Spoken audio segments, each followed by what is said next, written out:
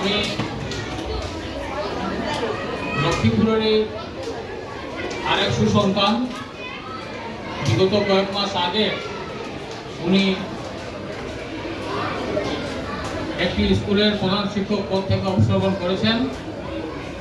আমি শ্রী স্বপন কুমার চন্দ্র স্যারকে কিছু বলার জন্য অনুরোধ করছি।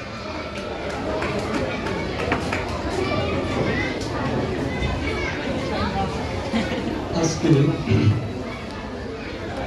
এই বিদায় সভা অতি মর্মান্তিক সভা। নির্মল রাজকুমার মহাশয়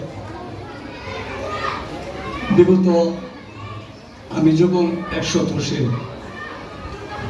কর্মরত ছিলাম 1993-তে, এরপর থেকে ওনার সাথে আমার বন্ধুত্ব, ওনার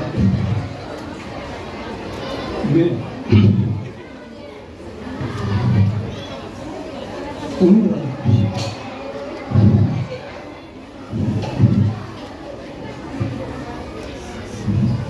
আমার খুব স্নেহের ছিল। অনুরাগ আজ আমাদের কিন্তু আছে।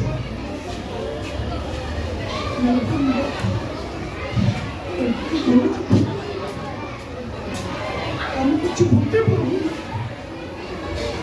তিনি সুস্বাস্থ্য কামনা করি এবং পরিবার সবাই সুন্দরভাবে আমাদের রাজকুমার নিয়ে যেতে পারেন এবং সবার সুস্বাস্থ্য কামনা আমি কামনা করি। এগুলো আমি